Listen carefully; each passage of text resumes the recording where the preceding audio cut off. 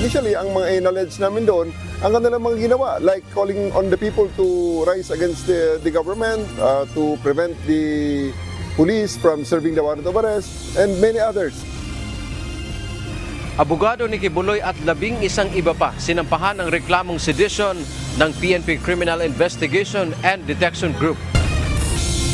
Maliwanag dapat na yung hatian ng trabaho ng tatlong sangay ng ating pamahalaan. Ang maganda siguro, palibasa marami na tayo na sakop ng mga katibayan, dalhin na natin sa korte kapag sapat na. Investigasyon kaugnay ng War on Drugs campaign ng nagdaang Duterte administration dapat ipaubayan na sa korte ayon kay Senador Amy Marcos. Senador Risa Ontiveros, tiwalang mas mahihikayat ng Senado na humarap sa pagdinig ang mga biktima at survivors ng extrajudicial killing. Titingnan natin kung ano ang sasabihin kung saan direksyon pupunta yung investigasyon natin sa mga cold cases na ito. Pag may makita tayong link ng kahit sino, including the former president, then so be it. We'll include them in the charges if the evidence warrants. PNP-CIDG maghahaan ng reklamo laban kay dating Pangulong Rodrigo Duterte kaugnay sa isyu ng extrajudicial killings kung may makakalap na matibay na ebidensya. Hindi po ba kayo nagtaka na sobrang mahal nun, yung 1 million in just 4 days? Anong klase pong safe house to? 16 million pesos na halaga ng confidential funds ng Office of the Vice President ginamit sa pagrenta ng safe houses noong 2022. Mga opisyal ng OVP ipinasampina na ng House panel dahil sa hindi pa rin pagdalo sa pagdinig.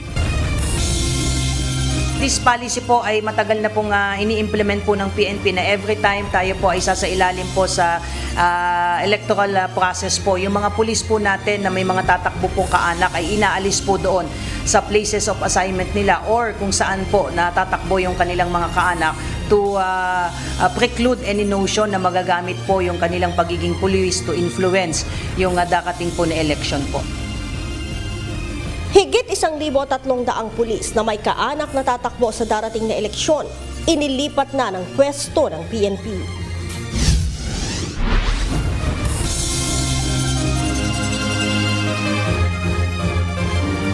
Magandang hapon Pilipinas at sa buong mundo. Tayo po ay sabayang napapakinggan sa Radyo La Verdad 1350 ang UNTV Radio. Una sa ating mga balita.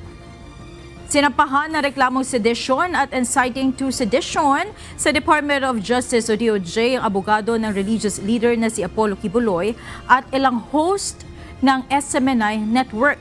Kaugnay ito sa naging tensyon sa paghahain ng warrant of arrest kay Kibuloy sa loob ng compound ng grupo sa Davao City noong Agosto. Ito ang balita ni Dante Amento. Nakita nyo naman, the government is serving a warrant of arrest against 5 fugitives and they're preventing us from doing so. Naghaay ng reklamong sedition at inciting to sedition ang Philippine National Police Criminal Investigation and Detection Group o PNP-CIDG laban kay Attorney Israelito Turion na abogado ng religious leader na si Apollo Kibuloy. Ito ay sa pangunguna ni PNP-CIDG Chief Police Brigadier General Nicolas Torre III sa Department of Justice o DOJ kaninang umaga. Kasama rin sa mga respondent o inirereklamo ang SMNI hosts na sina Lorraine Badoy, Jeffrey Eric Celis, isang kilalang vlogger at 8 iba pa. Ayon kay General Torre, dahil ito sa pagpigil ng mga respondents sa mga otoridad sa pagtupad ng kanilang tungkulin sa pagsisilbi ng warrant of arrest kay Kibuloy, partikular ang pagpasok sa KOJC compound. Nagkaroon din ng tensyon sa pagitan ng mga otoridad at mga miyembro ni Kibuloy. Well, that will be threshed out na sa ating formal investigation, ano? Pero initially, ang mga in-allege namin doon, ang kanilang mga ginawa, like calling on the people to rise against the government, to prevent the police from serving the warrant of arrest, and many others. Binigyang diin pa ng opisyal na ang sama-samang pagkilos ng mga respondent ay pasok sa sedition at inciting to sedition. Naniniwala ang PNP-CIDG na lalabas naman ang lahat kapag nagkaroon na ng formal na investigasyon. Samantala, ayon naman sa SMNI host na si Jeffrey Eric Celis, ang mga reklamong isinampa ni General Torre, bukod sa walang batayan at katawa-tawa, ito anya ay nakababahalang trend ng panghaharas sa mga tumututol at naghahayag lamang ng saloobin. Dagdag pa nito, ang reklamo na siya umano ay nakisali sa pagkilos upang sirain ang national stability ay malinaw na exaggerated at taliwas sa tunay na malayang pananalita at pagpapahayag sa isang demokratikong bansa. Sinisikap ng UNTV News na kunan ng reaksyon sina Badoy at Attorney Torion hinggil dito pero wala pa silang tugon. Dante Amento, UNTV News and Rescue. Diyos ang aming sandigan, serbisyo publiko ang aming pinahahalagahan. Hindi pinagbigyan ng Pasig Regional Trial Court ang hiling ng religious leader na si Apollo Kibuloy na sumailalim na lamang sa hospital arrest habang nililitis sa kanyang mga kaso. Kinumpirma ito ng mga abogado ni Alias Samanda na pangunahing complainant at testigo laban kay Kibuloy. Ayon kina Attorney Ian Eterina at Attorney Joey Domingo, wala naman talaga kasing dahilan para ilipat pa ng detention si Kibuloy na kasalukuyang nakapiit sa PNP Custodial Center sa Camp Crame. Umaasa rin nila si Alias Samanda na masisimula na ang paglilitis upang makatestigo ito sa korte laban kay Kibuloy kaugnay ng naranasan umano nitong pang-aabuso ng religious leader noong menor de edad pa siya. Naharap si Kibuloy at mga kapwa-akusado nito sa mga kasong qualified human trafficking at child abuse. Iminungkahi ni Senator Amy Marcos na dali na sa korte ang investigasyon sa war on drugs campaign ng Duterte administration. Ito ay sa gitna ng mga planong pag-iimbestiga na rin ng Senado sa mga issue na lumalabas sa House Quadruple Committee hearing. Umaasa naman si Senator Risa Ontiveros na mas mahikayat na tumistigo ang mga victim survivor ng EJK kung iaharap sila sa Senate Committee of the Whole. Ito ang balita ni Asher Cadapan Jr. Sa totoo lang, hindi natin mapagkakaila na napakahalaga ng mga ibinunyag sa Quadcom. So there's very valuable testimony there. Ang akin lang ganito, no? Kasi ang dapat natin balikan, ano talaga ang pakay ng legislative investigation? Dapat in aid of legislation. Patuloy na isinusulong sa Senado ang pagsasagawa ng sarili nitong investigasyon sa War on Drugs campaign ng nagdaang administrasyon ni dating Pangulong Rodrigo Duterte. Ito ay matapos lumabas ang iba't ibang issue ng paglabag sa batas sa House Quadruple Committee o Quadcom hearing. Ngunit nagpahayag ng pangamba si Senador Amy Marcos kung gagawin ang pagdinig sa ilalim ng Senate Committee on Public Order and Dangerous Drugs kung saan si Senador Ronald Bato de la Rosa ang siyang chairperson ng komite. Paliwanag ng mambabatas, magiging self-serving ito bilang dawit din ang pangalan ni Senador de la Rosa dahil siyang nooy hepe ng Philippine National Police o PNP. Sa halip, mas may kakayahan niya ang Department of Justice na bumuo ng kaso at panahon na rin na dalhin ito sa DOJ para matapos na ito. Maliwanag dapat na yung hatian ng trabaho ng tatlong sangay ng ating pamahalaan. Ang maganda siguro, palibasa marami na tayo na sakop ng mga katibayan, dali na natin sa korte kapag sapat na. Let's bring it to court so that hindi masabihan that it is partisan or self-serving or otherwise untruthful.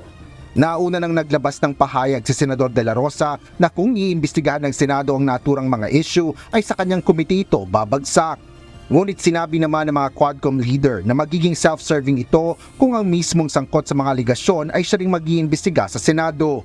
Panukala naman ni Senador Risa Ontiveros, isa ilalim sa Senate Committee of the Whole ang pagdinig sa nasabing kampanya kontra iligal na droga. Sa pamamagitan ng Senate Committee of the Whole, mabibigyan ng pantay-pantay na karapatan ang buong Senado sa pag-iimbestiga ng anumang issue na may kaugnayan sa EJK at war on drugs.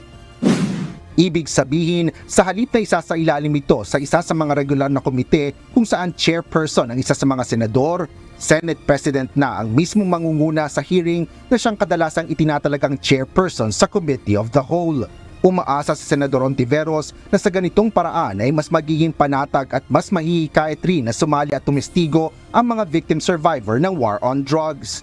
Mahalaga niya na marinig ang boses ng mga ito para malaman ang buong katotohanan. Ipauhubaya na rin ng mambabata sa chairperson ng Senate Committee of the Whole ang pagpapasya kung maglalabas ng imbitasyon sa mga tinutukoy na resource persons kabilang na dito si dating Pangulong Duterte. Asher Cadapan Jr., UNTV News and Rescue. Diyos ang aming sandigan, serbisyo publiko ang aming pinahalagahan. Hindi pabor si Senate President Francis Chis Escudero na pangunahan ni na Senator Bato de la Rosa at Senator Bongo ang posibleng isasagawang investigasyon ng Senado sa nangyaring drug war ng Duterte administration. Sa isang panayam, ipinaliwanag ni Escudero na mas makabubuti na dumistansya ang dalawang mambabata sa nasabing hakbang para makaiwas sa anumang alegasyon na maaaring ibato sa kanila. Para kay SP Escudero, mas mainam kung gagawin ng investigasyon sa pamamagitan ng Senate Committee of the Whole. Nagkausap na din sila ni Senator Bato tungkol sa kanyang opinyon at gagawing formal ang kanilang mga napagkasunduan. Well, haharapin namin yan sa susunod ng mga araw. Kukonsultahin ko ang ibang mga miyembro. Pero nakausap ko na si Senator Bato kaugnay niyan. At ang sinabi ko sa kanya, anumang investigasyon na nais niya patungkol sa kanya mismo. At kay Senator Go, mas maganda siguro kung hindi sila mismo ang mauna ng komiteng yun. Para walang aligasyon na ito'y personal at hindi impartial at hindi fair. Maghahain ng reklamo ang Philippine National Police Criminal Investigation and Detection Group o PNP-CIDG laban kay dating Pangulong Rodrigo Duterte at iba pang sangkot sa issue ng umano'y extrajudicial killings. Ito ay oras na makakuha sila ng sapat na ebidensya na magtuturo sa dating presidente. Ito ang balita ni Dante Amento. Titingnan natin kung ano ang sasabihin kung saan direksyon pupunta yung investigasyon natin sa mga cold cases na ito. Pag may makita tayong link ng kahit sino, including the former president, then so be it. We'll include them in the charges if the evidence warrants. Magiging prioridad ng Philippine National Police Criminal Investigation and Detection Group o PNP-CIDG sa pagbubukas muli ng kanilang investigasyon ang malalaking kaso ng pagpatay na nabanggit sa pagdinig ng House Quadruple Committee sa isyu ng extrajudicial killings. Kabilang sa high-profile killings na ito ang pagkamatay ni Tanawan, Batangas Mayor Antonio Halili at Albuera Leyte Mayor Rolando Espinosa. Ayon kay PNP-CIDG Chief Police Brigadier General Nicolas Torre III, kapag nakakita sila ng ebidensya, handa silang magsampa ng reklamo kahit pa kay dating Pangulong Rodrigo Duterte. Titingnan anya ng PNP-CIDG kung ano pa ang kakailanganing ebidensya para tumayo ang posibleng ihahaing reklamo. Sa tanong kung ano ang maaaring ikaso, sagot ni Torre, Well, extrajudicial killings, that will be murders. No? So, ang mga enablers nun, that will be... There will be different, there are different kinds of principal accused. May mga direct participation, by inducement, or indispensable cooperation. Samantala ayon naman sa dating Chief Presidential Legal Counsel na si Attorney Salvador Panelo, hinihingi ng nakaraang administrasyong Duterte sa mga detractor na magsasampa ng kaso laban sa mga lumabag sa batas. Kung mayroon anyang ebidensya ay dapat gawin nila. Pero ang problema umano ay kapag kulang ang ebidensya ay magre-resulta ito sa black propaganda na layong sirain ang pagkatao at reputasyon ng dating Pangulo. Matagal na rin anyang opisyal ng PNP si Torre at bahagi siya ng drug war laban sa mga sangkot sa illegal drug trafficking. Alam anya ni Torre na walang extrajudicial killings at ang namamatay ay kung hindi nanlaban ay inilalagay sa panganib ang buhay ng mga law enforcement agency. Dante Amento, UNTV, News and Rescue. Diyos ang aming sandigan, serbisyo publiko ang aming pinahahalagahan. Hindi pa tapos ang Philippine National Police sa pagsasampa ng kaso laban sa mga individual na humarang sa mga pulis sa pagtugis noon kay Apollo Kibuloy at mga kapwa nito akusado sa loob ng KOJC compound sa Davao City. Ayon kay PNP Public Information Office Chief, Police Brigadier General Jean Fajardo, inihahanda na rin ang pambansang pulisya ang kasong obstruction of justice laban sa iba pang individual. Kabilang anya sa sasampahan ng PNP ng kaso, Kaugnay nito ay ang mga nagsabi na wala sa loob ng KOJC compound si Kibuloy habang nasa kasagsagan ng operasyon ang mga pulis. Ito lang ay mga unang mga kaso po na ifa-file po natin. Remember, meron pa po tayong ikinakasa po na kaso, particularly yung obstruction of justice. Kitang-kita po dyan at naidokumento po yung ginawang pagdideny po nitong, particularly yung mga officers po ng KOJC, and of course, kasama po dyan si, again, with due respect kay Attorney Torion, ay documented po yan ng STG po. So maliban po dito, ay may mga kaso pa po tayong hinahanda maliban dito po sa obstruction of justice. Kanina nagsampa na ng kasong inciting to sedition ang CIDG sa DOJ laban sa 11 mga individual na pawang mga miyembro ng KOJC. Inamin ng Philippine National Police na nakafocus sila ngayon sa Mindanao sa paghahanap kay dating Presidential Spokesperson Harry Roque. Ayon kay PNP Public Information Office Chief Police Brigadier General Jean Fajardo, ito'y bunsod na rin ng mga natatanggap nilang impormasyon na posibleng doon nagtatago si Roque. Well, si Attorney Harry Roque, I'm pretty sure ay meron po yung mga kaibigan, may mga nakakakilala po yan na possibly mas komportable po siya na doon po humingi ng tulong. That's why we kept on reminding na for those people who would intentionally harbor a person being hunted by the government, ay meron po silang kakaharaping kaso. So your guess is as good as mine, sir, with respect to his intention, bakit doon po siya sa lugar po na yun tumakbo. Gayunman, sinabi rin ni Brigadier General Fajardo na pinuntahan din ng mga pulis ang Region 3 at Region 4A kung saan unang nabalitang nakita si Roque, subalit nagnegatibo ito. Si Roque ay mayroong arrest order mula sa Kamara matapos na hindi ito sumipot sa ipinatawag na mga pagdinig kaugnay ng umano'y kaugnayan nito sa iligal na operasyon ng Pogo sa Pampanga. Isa ang endorso ng Pangulo sa hinahangad ng isang kandidato sa paniniwalang makatutulong ito sa kanyang pag-usad sa eleksyon. Pero gaano nga ba ka-epektibo ang endorso ng presidente ng bansa? Ito ang balita. Hindi ko kasi talaga masasabi totally effective, no? It will still depend on the, number one, the trust and the confidence of the public doon sa sitting president. Hindi masasabing laging epektibo ang endorso ng Pangulo ng Bansa para manalo sa eleksyon ang isang kandidato. Ayon sa political analyst na si Froilan Calilong, didepende pa rin sa nag-endorsong presidente kung gaano ito kapopular sa publiko. Partikular na rito ang usapin ng tiwala ng mamamayan sa nakaupong Pangulo ng Bansa.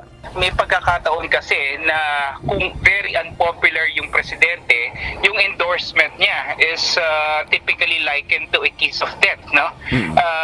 Pero kung maayos siya at mataas yung confiance at satisfaction sa kanya ng taong bayan, that endorsement is like a Midas touch, no? Na mangyayari talaga siya ay susundin ng taong bayan. Sa mga nakalipas na midterm elections, mayorya ng mga sinuportahang senatorial candidates ng nakaupong administrasyon ang nakapasok sa winning circle. Noong 2013 elections, 9 sa 12 inendorso ni dating Pangulong Benigno Noynoy Aquino ang nanalo sa halalan. Sa panahon ni dating Pangulong Rodrigo Duterte, mayorya rin o 9 na kandidato na kanyang sinuportahan ang nagdomina sa 2019 midterm elections. Ayon kay Professor Calilong, malaking bagay sa isang kandidato ang masuportahan ng Pangulo ng Bansa. We're going to look at the systemic dimensions of the campaign. Definitely, may malaking factor because the president can throw in doon sa kanyang chosen slate or candidates lahat ng suporta at makinarya, no? Siyempre, they have the control of the resources, they have the control of the logistics. Sa kabila nito, mayroon anyang mga kandidato na kahit walang pag-endorso ng Pangulo ay may kakayahan pa ring manalo sa eleksyon dahil na rin sa malaking impluensya nito sa publiko. Nel Maribuhok, UNTV News and Rescue, Diyos ang aming sandigan, serbisyo publiko ang aming pinahalagahan. Tiniyak ng Commission on Elections o COMELEC ang maayos na transmission o o pagpapadala ng resulta ng halalan sa darating na 2025 midterm elections. Kanina ay binisita ng COMELEC ang Dito Telecommunity Corporation sa Taguig City kasama ang media. Isa ito sa transmission provider ng COMELEC para sa darating na halalan. Ipinakita ng kumpanya ang nationwide coverage ng kanilang koneksyon, reliability at security nito. Sabi ng COMELEC, ang ginawa nila ay bahagi pa rin ng transparency. Para sa May 2025 elections, kausap ng I1 ang kumpanya na nanalo para sa transmission. Ito ay ang malalaking telco company sa bansa para maipadala ang mga boto mula sa mga presinto papunta sa servers ng COMELEC. We would like everybody to know sino yung mga kausap nating telcos, ano ang kanilang kakayanan, ano ang kanilang kapasidad. At the same time, yung gusto nating i-highlight na sa araw ng eleksyon, yung gagawin nila, yung mismong pagtatransmit ng results ay gagawin din namin very, very transparent. Gagamit ng mahigit na 200,000 na SIM cards para sa transmission ng mga boto sa servers ng COMELEC. Kasama na ang backup. At kapag wala talagang signal ng isang telco company sa isang lugar, ay gagamit naman ng satellite internet. Mayroong 7,000 units ng satellite internet na gagamitin para sa eleksyon. Umabot na sa mahigit sa 1,500 mga pulis ang nagdeklarang mayroong kamag-anak na tatakbo sa 2025 midterm elections. Kaya naman ayon kay PNP Public Information Office Chief Police Brigadier General Jean Fajardo, naglabas na ng relief order ang PNP sa ilan sa mga ito. Ito ang balita ni Lea Ilagan. As of yesterday po ay nasa, base po sa inventory po ay nasa around 1,586 po yung PNP personnel na nag-declare po na meron po silang mga kaanak up to 4th degree of consanguinity and affinity na tatakbo po sa darating na eleksyon sa susunod na taon po. Inilipat na ng pwesto ng pamunuan ng Philippine National Police ang nasa 1,308 na mga tauhan nito. Ito'y mula sa 1,586 na mga pulis na nagdeklara na mayroong mga kamag-anak na tatakbo sa 2025 midterm elections. Ayon kay PNP Public Information Office Chief, Police Brigadier General Jean Fajardo, layon ng paglilipat ng pwesto na hindi makaimpluwensya ang mga pulis sa resulta ng halalan sa Mayo pabor sa kanilang mga kaanak na politiko. Sinabi pa ni General Fajardo na inaasahan naman na ilalabas bukas o sa susunod na linggo ang relief order ng natitirang 278 na iba pa. This policy po ay matagal na pong ini-implement po ng PNP na every time tayo po ay sasailalim po sa electoral process po. Yung mga pulis po natin na may mga tatakbo pong kaanak ay inaalis po doon sa places of assignment nila or kung saan po natatakbo yung kanilang mga kaanak to preclude any notion na magagamit po yung kanilang pagiging pulis to influence yung darating po na election po.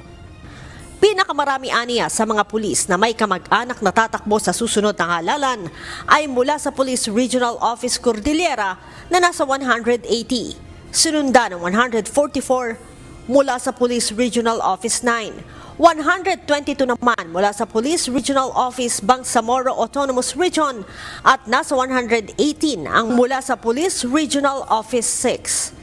So we remain non-partisan and impartial po sa gagawin po nating election po. Kaya expected naman po ito ng ating mga kapulisan na kapag may mga ganito pong electoral exercise po ay malilipat po sila ng lugar po. Sinabi rin ni Brigadier General Fajardo na mahaharap sa kaso ang sinumang pulis na hindi magdedeklara na mayroong kaanak na tatakbo sa halalan at planong impluwensyahan ang resulta ng eleksyon. Well, kung may hindi po magdideclare at mapapatunayan po na may mga kaanak po silang tatakbo at worse ay gagamitin nila yung kanilang authority bilang police, ay definitely they will face a administrative sanction to include probably dismissal from the service po. Samantala, kaugnay naman sa planong maagang pagpapatupad ng gun ban, sinabi ng tagapagsalita ng PNP na ang COMELEC ang magdidesisyon kung kailan ito ipatutupad. Lea Ilagan, UNTV, News and Rescue. Diyos ang aming sandigan, serbisyo publiko ang aming pinahahalagahan.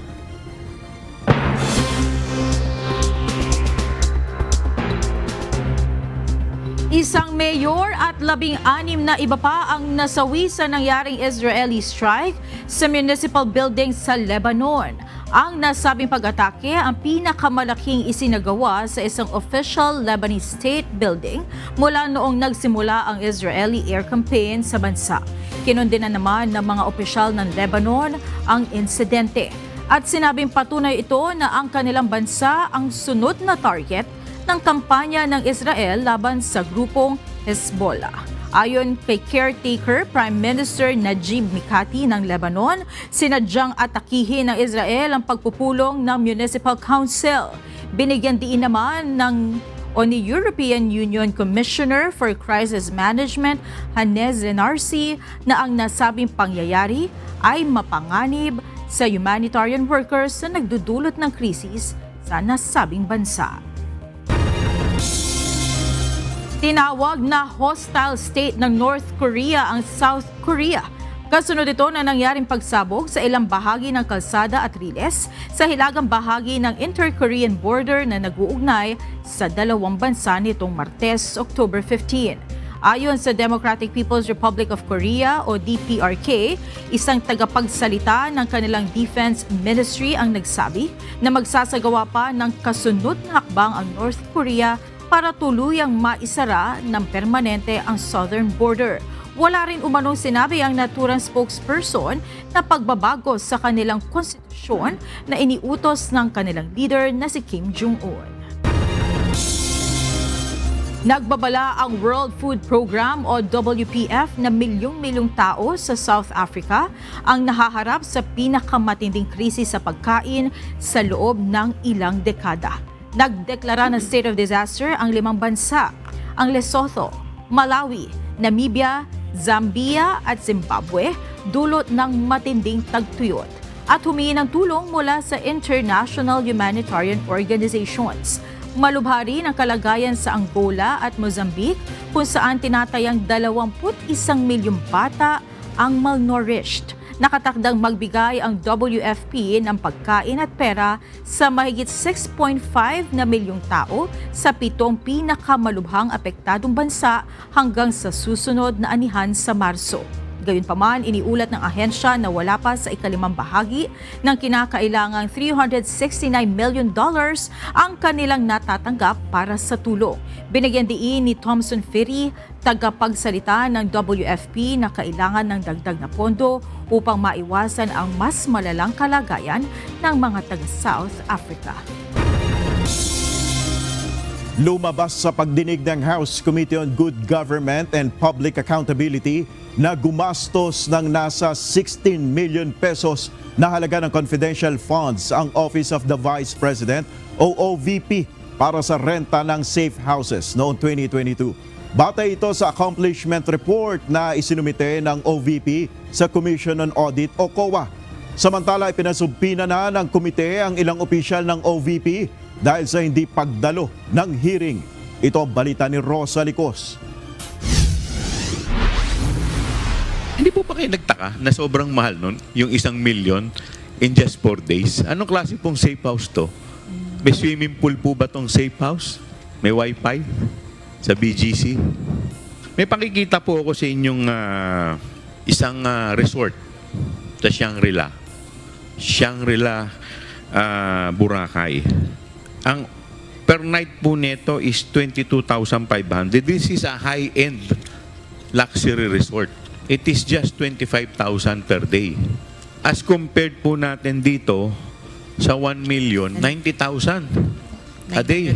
Yes, Mr. Chair. As compared po dun sa luxury resort with complete amenities. Much worse kung 4 days. Yung 1 million. Magkakano po lumalabas yun in 4 days?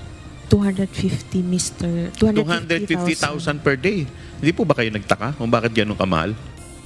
Sa ikatlong pagdinig ng House Committee on Good Government and Public Accountability, kabilang sa sinilip ng mga kongresista ang pagbabayad ng tanggapan ni Vice President Sara Duterte ng nasa 16 million pesos na halaga ng confidential funds nito para sa renta ng safe houses mula December 21 to 31, 2022. Nakasaad ang ulat sa accomplishment report na isinumite ng Office of the Vice President o OVP sa Commission on Audit o COA. Ipinagtataka ng mga mambabatas ang laki ng halagang ibinayad para sa safe houses batay sa mga isinumiting resibo ng OVP. Nagkakahalaga ang safe house rental ng 250,000 hanggang 1 million pesos. Ilang beses na mas malaki umano ito sa halaga ng isang bedroom sa 5-star hotel sa Boracay at condominium unit sa BGC Taguig. Meron na po akong na-observe na parang sa tingin ko, nakakapagtaka. For example, ma'am, if I may continue, Mr. Chair, tama, Please continue. Nung fourth quarter po noong 2022, ilan po ba yung ginamit para sa rental expenses? For 2022 po, 16,000 po. 16,000, ma'am? 16 million, sorry. 16 million po. And it was spent for how many days po, ma'am? For 11 days po. For 11 days. Some would say that it might be too much, but it's really hard to assess since it's just acknowledgement receipts that we have. Tama po ba, ma'am? Tama po, Mr. Chair. Kwestiyon ng mga mambabatas ang COA kung bakit hindi nagtaka ang komisyon sa laki ng halaga ng ibinayad para sa safe houses. Gayon din sa purchase of information, purchase ng supplies, provision ng medical and food aid at iba pa sa loob ng 11 araw. Tinanong din ng kinatawan ng COA kung may paraan ba para makumpirma ang mga resibong isinumite ng OVP kaugnay nito. Yes. Now, may I ask you, personally, are you safeguarding the expenditure of public funds insofar as your job is concerned? I would like to think so, sir, yes. You would like to think so. Okay. Wala nga tayong kuwan mangyayari. In other words, we can, or the COA relies only on the documentary evidence of payment, mainly. Tama po. Yes, Mr. Chair. Yun lang ang pasihan ninyo.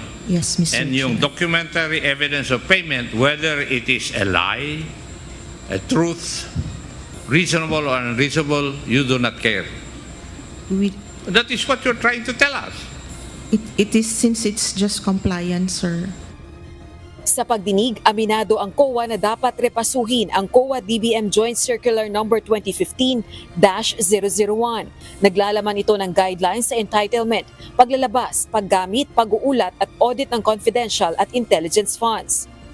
Of course, in my opinion, as an auditor for the regular audit and all of your questioning earlier and even in the last hearing, I would say, of course, that the joint circular should be revisited and all the inputs here should be reflected in the joint circular, Your Honor. Bukod sa fourth quarter ng 2022, napag-alamang nagbayad din ng rental para sa safe houses ang OVP mula sa first hanggang third quarter ng 2023. Samantala, inaprubahan na ng House Committee ang pagsabina sa mga opisyal ng tanggapan ni VP Duterte na hindi dumadalo sa pagdinig sa kabila ng inilabas na show cause order ng House panel. 6 na opisyal ang i-issuehan ng sabina kabilang na ang Undersecretary at Chief of Staff ni VP Duterte na si Attorney Zuleika Lopez. Gayon din sina Attorney Lemuel Ortonio, Attorney Rosalyn Sanchez, Gina Acosta, Julieta Villa del Rey at Edward Fajarda. Bukod dito, makikipag-ugnayan na rin ang House panel sa Bureau of Immigration at Department of Justice para sa paglalabas ng lookout bulletin laban sa mga nasabing opisyal.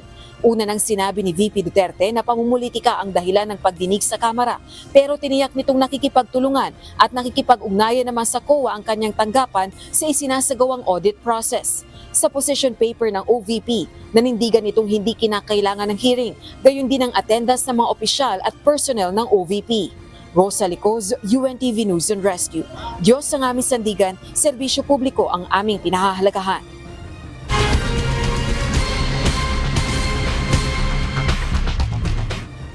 Hindi kaila sa atin na may mga ambulansyang naaaksidente habang nagdadala sana sa ospital ng nag-aagaw buhay na pasyente. May mga pagkakataon din na naaantala ang pagresponde ng ambulansya dahil sa matinding traffic at hindi pagbibigay daan ng iba. Kung tayo'y motorista sa kalsada, ano nga ba ang dapat na ibigay nating kortesiya sa mga ambulansya? Ito ang balita ni Joshua Antonio.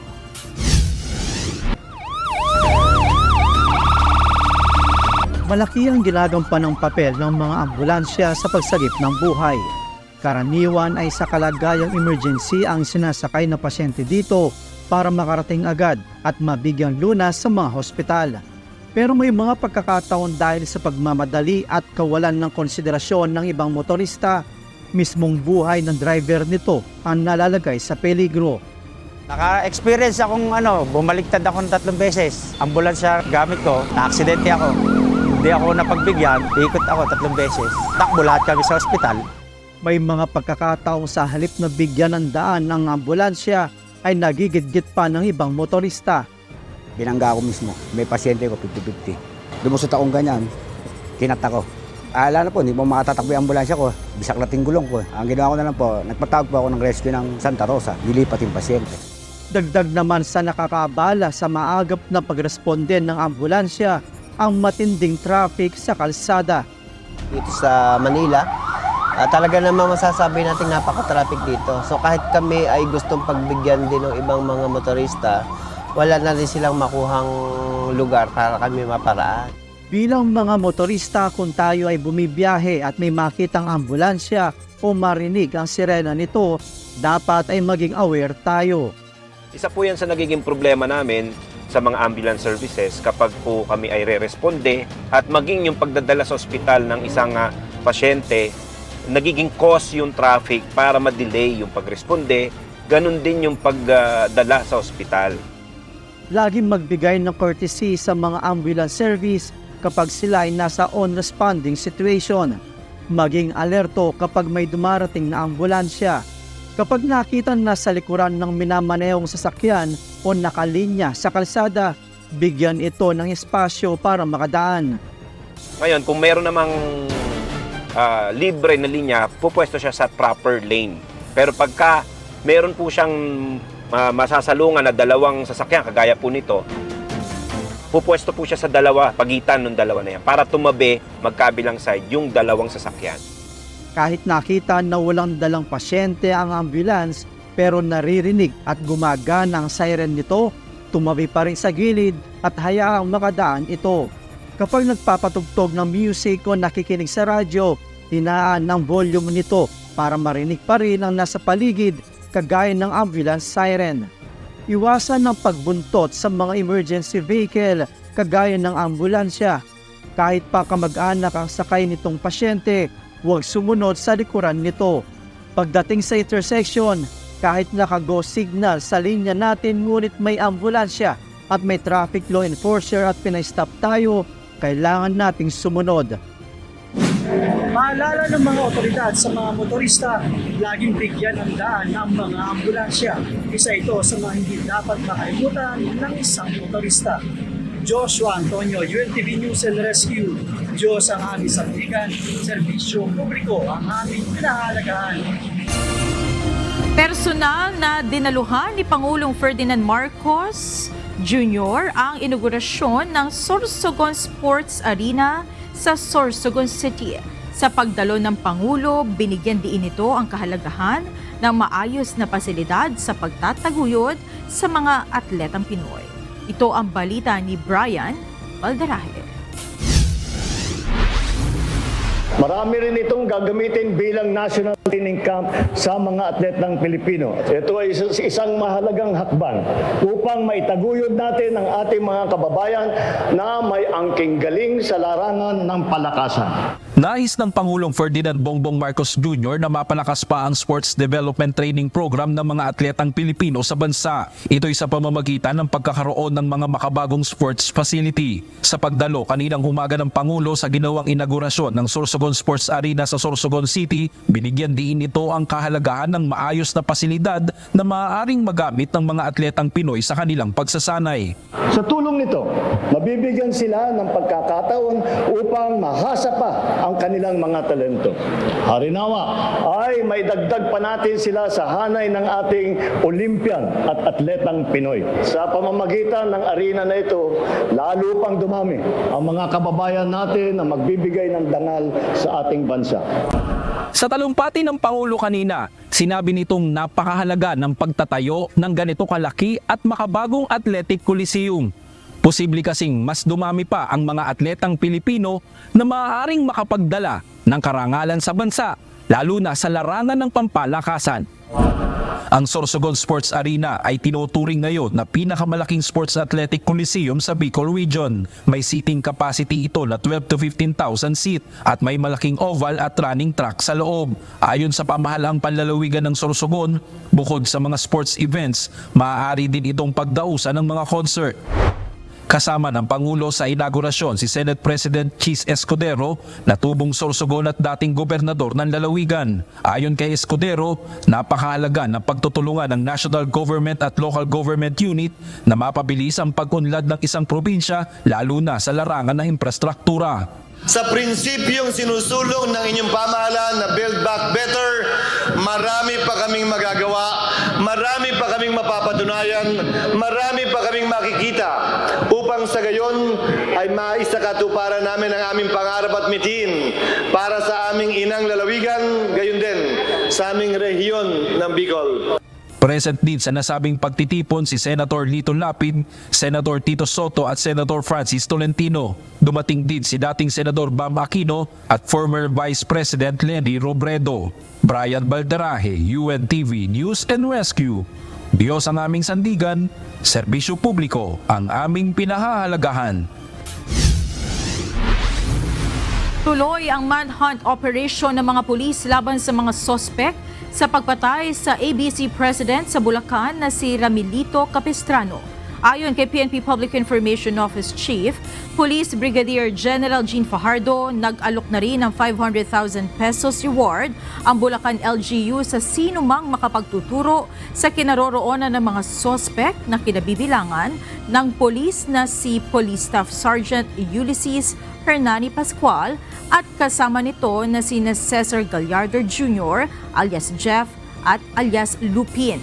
Sinabi pa ni Brigadier General Fajardo, bukod sa kasong double murder na kinakaharap ng mga ito, inihahada na rin ng CIDG ang kasong insubordination laban kay Pascual matapos itong tumakas sa restrictive custody ng CIDG. Ipinare-revoke na rin ng PNP ang lisensya ng mga armas ng nagtatagong pulis.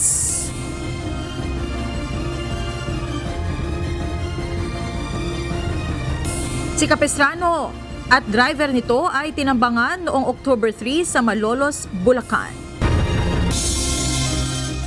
Nagsasagawa na ng contact tracing ang Provincial Health Office ng Cagayan para mahanap ang mga residenteng kumain ng karne ng double-dead na kalabaw na sinasabing positibo sa anthrax.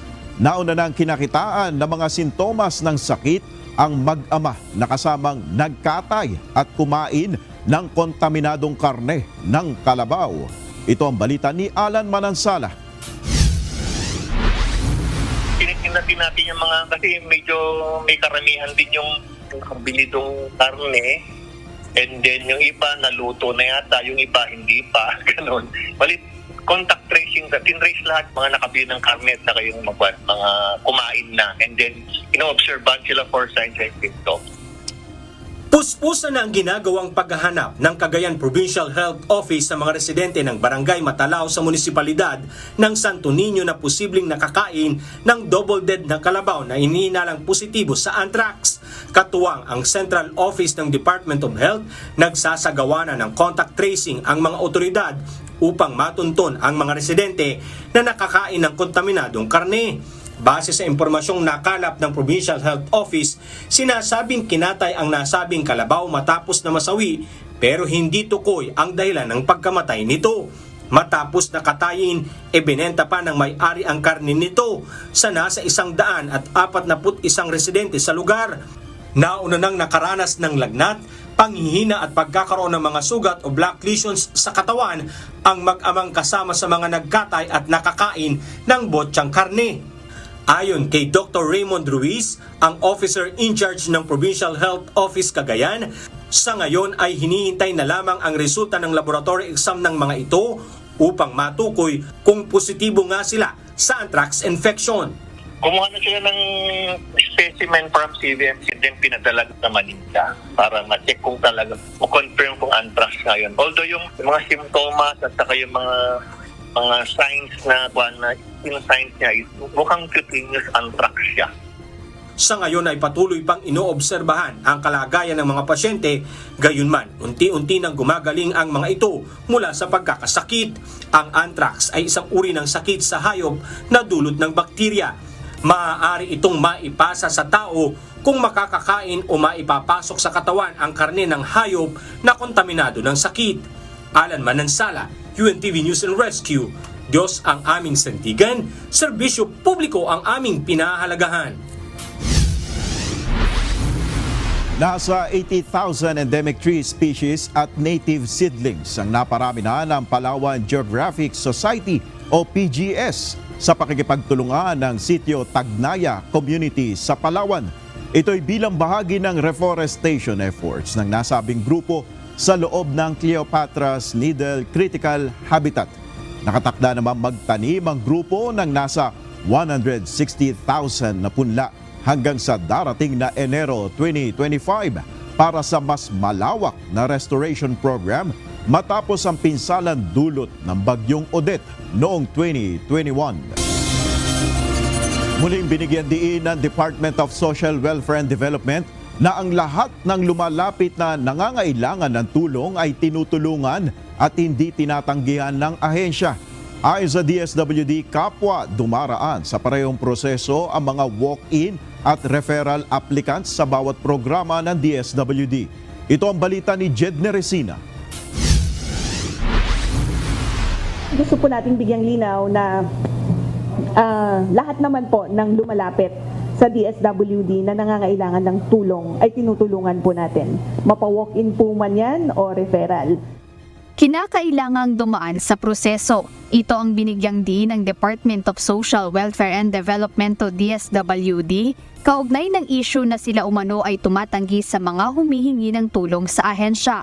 Paliwanag ng tagapagsalita ng DSWD na si Assistant Secretary Irene Dumlao, bawat programa ay may kaukulang requirements. Pagkatapos nito ay may gagawing validation sa kanilang system upang matingnan kung ang isang individual ay nakatanggap na o hindi pa nakatatanggap ng tulong mula sa central, field o satellite offices ng DSWD. Dagdag pa ni ASEC Dumlao na mayroong iba't ibang frequency at parameters ang bawat programa ng DSWD kaya mayroon talagang hindi nakukwalify sa mga ito.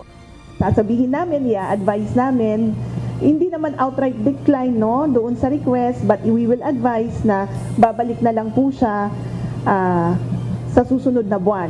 Dahil again, based on our existing guidelines for the availment of medical assistance, particularly for medicines, once every 3 months po. Nakabatay rin ito sa assessment ng mga social worker kung saan ang nag-request ay wala talagang kakayahan o kapasidad para tustusan ang kanilang pangangailangan. Siniguro ng DSWD na sila ay gumagawa ng paraan upang makausap ang iba't ibang opisina na kanilang nakatutulong sa mga programa ng ahensya, lalo na kung ito ay may problema at pangangailangan. Ang DSWD naman po ay nagsagawa ng validation doon sa mga nabanggit, doon sa statement, and that report will be submitted to the Office of Senator Amy Marcos dahil siya po yung humingi ng status or ng update hinggil nga po sa nabanggit na concern. Inaasahang ngayong araw na maipasa ang nasabing dokumento sa opisina ni Senator Amy Marcos bilang tugon din sa hiling ng senador noong nakaraang budget hearing. Binigyang linaw rin ng kagawaran na kinakailangang dumaan sa tamang proseso ang bawat request upang matiyak na ang lahat ng nangangailangan ay kanilang matulungan. Nauna nang naging issue ang pahayag ng Office of the Vice President hinggil sa umano'y pagtanggi ng DSWD na magbigay ng tulong sa mga individual na nire-refer ng OVP. Mariin naman itong itinanggi ni Secretary Rex Gatchalian at iginiit na misleading at inaccurate o hindi tama ang nasabing aligasyon. Jed Neresina, UNTV News and Rescue. Diyos ang aming sandigan, serbisyo publiko ang aming pinahahalagahan. Nagpaalala ang Bureau of Animal Industry sa mga animal raiser na huwag abusuhin ang paggamit ng antibiotics sa pag-aalaga ng mga hayop. Ito ay matapos na matuklasan sa isang pag-aaral ng Cavite State University na mayroong mga poultry sa kanilang lugar ang nagre-resist sa antibiotics. Ito ang balita ni JP Nunez. Problema na ngayon, hindi na sa Pilipinas, kundi sa buong mundo, ang antimicrobial resistance. In fact, ina-estimate nga na by 2050, several millions of people will die because of antimicrobial resistance. Kasi wala ng drug na pwedeng magamit sa mga infection because of this resistance. Bukod sa heart disease at cancer na mga top leading cause of death, ang antimicrobial resistance o AMR ay kabilang na rin sa top health concerns batay sa ulat ng World Health Organization o WHO. Ang AMR ay yung hindi na kayang puksain ng isang antibiotic ang bakterya dahil na-immune na ito sa gamot. Dahil dito nagsagawa ng pag-aaral sa 10 rehistradong poultry sa Aplan, Cavite ang College of Veterinary Medicines and Biomedical Sciences ng Cavite State University upang alamin kung mayroong AMR sa nasabing probinsya. Pinag-aralan nila at kinuhanan ng sample ang mga manok na nandito upang matest kung meron silang mga bakterya na magre-resist sa antibiotics. Sa resulta ng pag-aaral na iprenesenta ng universidad sa symposium ng Department of Science and Technology noong October 2, lumabas na pati ang last resort antibiotics o ang colistin ay kaya na ring i-resist ng bakterya mula sa mga manok sa Cavite. Ito pang first time lang kaya nakita namin na meron siyang resistance sa colistin. Doon sa gamot na colistin para sa human lang dapat. So last resort siya, ibig sabihin, halos wala na tayong magagamit na ibang antibiotic para sa sakit sa tao. So yun ang ating iniiwasan. Dagdag pa ng core researcher na si Dr. Nelson Montialto, delikado ito kapag napunta sa tao dahil maaaring hindi na magamot ng antibiotics ang magiging sakit. That is a very serious concern. Imagine, last resort drug sa human. So, ano pa ang gagamitin natin? Kaya nga na-assume na, sa mga susunod pang taon, baka kay dumami na ang death due to antimicrobial resistance kasi wala na talaga makakapatay sa kanila. Lumabas sa pag-aaral ng Cavite State University na yung mga manok na merong antimicrobial resistance ay nabigyan ng maling dosage ng antibiotics. Dahil dito nagpapaalala ang Bureau of Animal Industry sa mga animal raisers na huwag aabusuhin ang paggamit ng antibiotics lalo't madali lang itong nabibili sa mga poultry supply. Nagbibigay na sila ng sarili nilang gamot. Kasi yung kapitbahay namin, ito yung ginamit. Yung kakilala ko, bumili lang sa poultry supply ng gamot. Okay na, di kasi readily available yung gamot, nakakabili sila. So, yung tendency ng poultry raiser o ng animal raiser, bumili na lang sa poultry shop ng gamot. Ang payo ng Bureau of Animal Industry sa mga animal raisers, dapat kumonsulta sila sa mga veterinaryo bago magbigay ng mga antibiotics sa alagang hayop. Dapat din na obserbahan ang tinatawag na withdrawal period sa mga antibiotics. Ito yung itinakdang panahon para ihinto ang paggamit ng gamot bago katayin ang mga hayop. So meron po tayong mga antibiotics that should be withdrawn at least 7 days before slaughtering of the animals. Pero meron din po tayong mga antibiotiko naman na merong mahabang withdrawal period. Merong mga 30 days or even longer. Binigyang diin din ni Dr. Lyson na mahalagang masunod ang itinakdang araw ng pagbibigay ng antibiotic sa mga alagang hayop para masabing ligtas itong kainin. Kung yung pong hayop ay matest na may resistance dun sa gamot, hindi naman po masamang ito ay kainin. Subalit yung pong sinabi ko kanina na dapat na-observe yung withdrawal period. Plano ngayon ng Cavite State University na ipanukalang magkaroon ng prescription sa mga antibiotics na ibinibigay sa mga hayop. Pinag-aaralan na rin nila ngayon ang mga sample naman mula sa baboy kung may makikita ring mga bakterya na may resistance sa antibiotic. JP Nunez, UNTV, News and Rescue. Diyos ang aming sandigan, serbisyo publiko ang aming pinahahalagahan.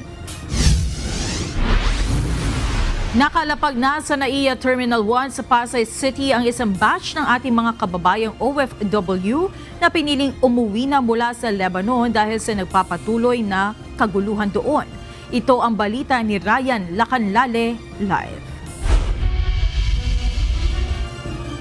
Ryan, ilan na ba lahat ang OFW na nakabalik na ng bansa simula ng sumiklab ang kaguluhan sa Lebanon at gaano karami pa ang kinakailangang mailikas doon?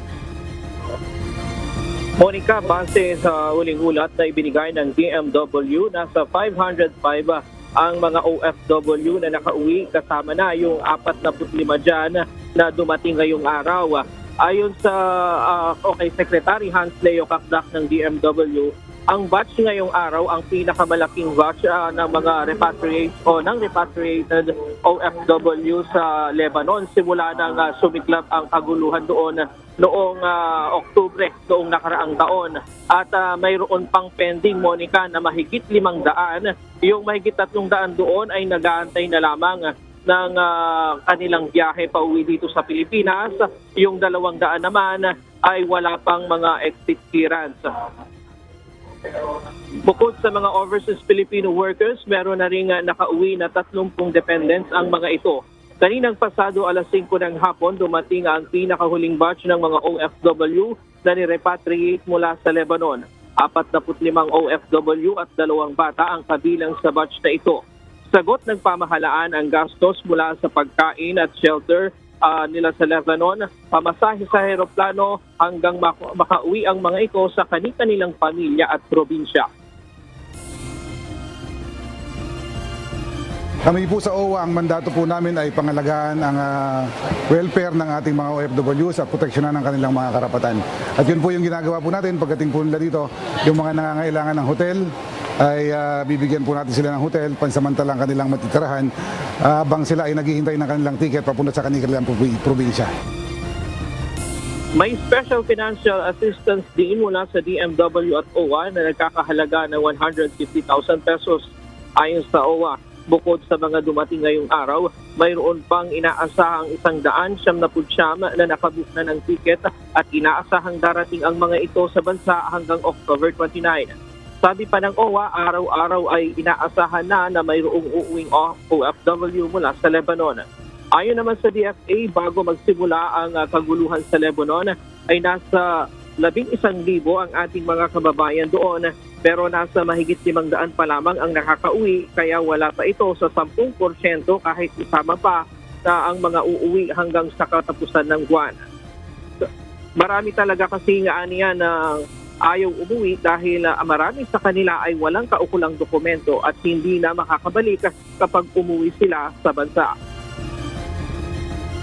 Yes, hindi abot ng 10%. Kasi po, kailangan natin maintindihan, ating mga kababayan sa Lebanon, para sa kanilang tahanan nila yon. At by the way, alert level 2 yung Lebanon simula ng 2006. Sa madaling salita, hindi tayo nag-redeploy doon. So, karamihan ng mga Pilipino doon walang legal papers. Or kung meron man visa, hindi dumaan sa ating POAs, DMW. So alam nila, pag bumalik dito, lalo na alert level 3, hindi na makakatrabaho doon. Kaya sinasamantalaan nila ang pananatili doon. Karamihan anya sa mga ito ay walang planong umuwi o yung sanay na sa kaguluhan doon at nananatili ng 5 taon pataas. Pangamba ng DFA ngayon, Monica, kung lalo pang lumala ang at magkaroon ng total war ay mahihirapan na silang mag-repatriate sa ating mga kababayan. Isa rin sa kanilang kinakaharap na hamon ngayon ng pamahalaan ay ang walang kaukulang chartered flight na bibiyahe direkta sa Lebanon. At kung makakuha man sila ng eroplano, hindi rin ito mapupuno dahil karamihan sa mga nais umuwi ay wala pang exit clearance. Kaya panawagan ng DFA sa ating mga kababayan, samantalahin abang mayroon pang commercial flight at wala pa sa total war ang sitwasyon. Hindi namin matitiyak. Hindi ako magbobola sa'yo. Hindi namin mapapangako that masasagip namin lahat kayo 100% kung may full gera. Kaya nga gera. Kaya ba ngayon, may aeroplano pa, hindi kita. Please, take advantage. Sa ngayon, Monica, ay mayroon pa naman pondo ang pamahalaan para sa pagpapauwi ng ating mga kababayan.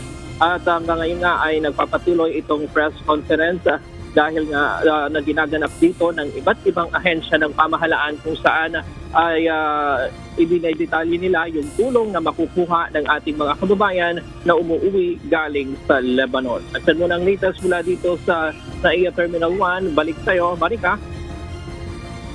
Maraming salamat, Ryan Lacanlale.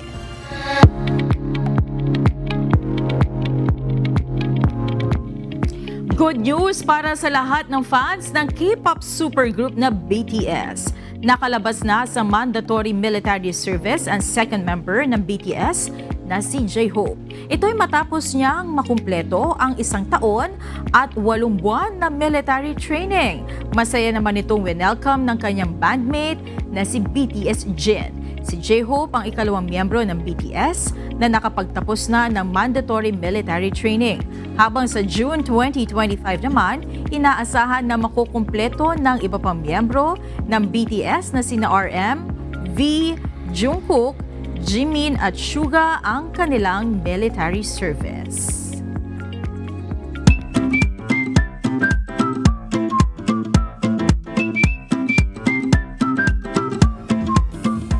Narito naman ang komentaryo ng ating mga kausi ngayong araw ng Huwebes tungkol dyan sa ambulansya. Kay Vilma De Vera, dito sa Hong Kong, kapag may ambulance, lahat ng sasakyan, tumatabi sila. Sabi naman niya, David Jr. Salvador, dapat may kasama palagi na pulis ang ambulance kapag emergency. Yan. Dapat talaga tumatabi tayo dyan. Oh, alam mo yung iba nakakatawa, Nel, tumatabi, pero yung iba, oo, tama, bumubuntot doon sa ambulansya. Lalo na yung mga nakamotor, dapat yan may distansya ka dahil ang ambulansya talaga lagi nagmamadali yan. Tama. Kaya para makaiwas din sa disgrasya at maiwasan mo rin yung madisgrasya ka, dapat sumunod tayo doon sa protocol kapag may ambulansya. Talaga nakadistansya ka dyan, tsaka bibigyan mo siya ng space para makalusot. Sa atin pa naman dyan, kapag dumaan kang EDSA, talaga napaka-traffic dyan. Alam mo, minsan nakaranas ako, nakakaawa, kasi feeling ko yung ambulansya talagang nagmamadali, dumaan siya doon sa carousel. Sa carousel. Ang problema, parang ang daming nakapark din na mga bus. Mga bus. Oo, so hindi siya naririnig ng mga bus sa unahan na may ambulansya sa likod.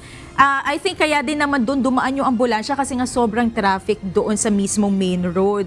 So yun nga sa ating pong mga kababayan, kapag po nakakakita tayo ng ganyan, ay padaanin natin sila at wag na natin samantalahin na bubuntot kasi yung iba kaya ayaw rin kasing magpadaan siguro or siguro natutroma, nakikita nila na yung iba sinasamantala rin kasi. So yun lamang po, pakikisama lang din dahil who knows, diba, baka in the future kayo naman yung mapunta doon sa sitwasyon. Meron kasi sinasabi naman nila, wala na ho talaga napaka-traffic na ho Hindi na kami makatabi dahil sa sobrang bigat na Pwede rin traffic, naman. diba? Pwede rin naman yun. Kaya dapat talaga isa sa mga ayusin talaga natin, mga kalsada natin. Paano kaya mapapaluhag? Lalo dyan sa EDSA. At salamat at shoutout kina Ricky Belgira, Benamin Buslon, Jerry Almonte. Maraming salamat din kina Melina De Leon, Eduardo G. Policarpio at Gerardo Basco. At mga kasambahay, kung may mga istorya po kayong nais balikan sa Ito Ang Balita, pwede niyo po ito muling mapanood sa aming mga official social media account. Magtungo lamang po sa UNTV News and Rescue YouTube channel at i-click ang subscribe button. Gayon din sa aming Facebook at TikTok accounts. Mapapanood nyo rin po rito ang iba pang news programs ng UNTV, pati na ang iba pang video ng nag-iisang public service channel. Kaya subscribe, like, and share.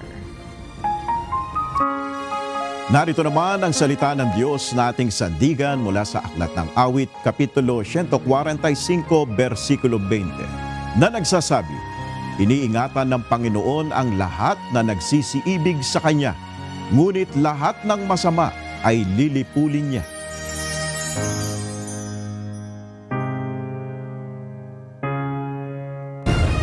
At yan ang naging kabuuan ng ating balitaan ngayong gabi. Aming inilahat ng buong katapatan kung paano namin nasaksihan. Kayo'y makapagtitiwala na ang aming nakita at narinig ang aming ibinabalita. At dito sa UNTV, Diyos ang aming sandigan, serbisyo publiko ang aming pinahalagahan. Magandang gabi.